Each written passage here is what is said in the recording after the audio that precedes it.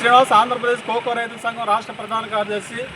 ఈరోజు కోకో రైతు సమస్యలపై రాష్ట్ర వ్యాప్తంగా అన్ని జిల్లా కలెక్టరేట్ల దగ్గర కోకో పండే జిల్లాల్లో పీజీఆర్ఎస్లో కోకో రైతు సమస్యలపై వినతిపత్రాలు సామూహిక రాయబార కార్యక్రమాలు నిర్వహించాలని చెప్పేసి ఇవాళ ఆంధ్రప్రదేశ్ కోకో రైతు సంఘం రాష్ట్ర కమిటీ పిలిపించింది.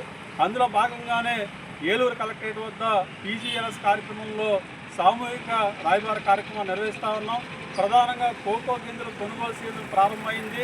మరి ఇంతవరకు రాష్ట్ర ప్రభుత్వం ఒక ఫార్ములా ప్రకటించి ధర నిర్ణయించి ఆ ధరకు అనుగుణంగా కంపెనీలు కోకో గింజలు కొనుగోలు చేసే విధంగా చర్యలు చేపట్టకపోవడం వల్ల గత సంవత్సరంలో మళ్ళీ కోకో రైతులు నష్టపోయే పరిస్థితి ఏర్పడతా ఉన్నది.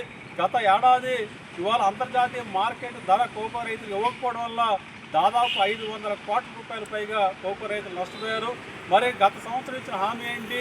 ఉద్యాన శాఖ ఉన్నతాధికారులు కానీ రాష్ట్ర ప్రభుత్వం కానీ వచ్చే సంవత్సరం నుంచి ఆయిల్ పామ్ వల్ల ఒక ఫార్ములా పెట్టి ఫార్ములాకు అనుగుణంగా అంతర్జాతీయ మార్కెట్ ధరలను అనుసంధానిస్తూ ఫార్ములా రూపొందించి దానికి అనుగుణంగా మేము ధర నిర్ణయించి అమలు చేస్తామని చెప్పారు. మరి ఇంతవరకు ఫార్ములా ప్రకటించలేదు.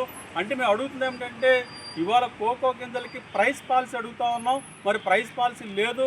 ఇది దీనివల్ల ఆడిందే ఆటగా పాడిందే పాటగా కొనుగోలు కంపెనీలు వ్యవహరిస్తూ ఉన్నాయి. దీనివల్ల కోకో రైతులు నష్టపోవాల్సిన పరిస్థితి ఏర్పడతా ఉన్నది.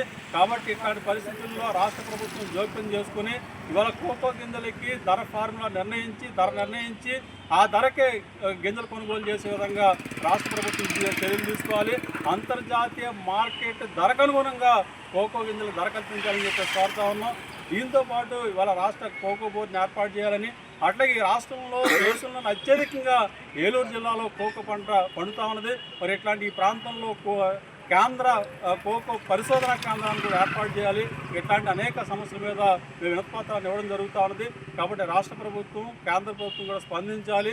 కాబట్టి ఆ రకంగా కోకో రైతుల యొక్క సమస్యలు పరిష్కారం చేయాలని చెప్పేసి సందర్భంగా ఆంధ్రప్రదేశ్ కోకో రైతుల సంఘం తరఫున మేము విజ్ఞప్తి చేస్తా ఉన్నాం.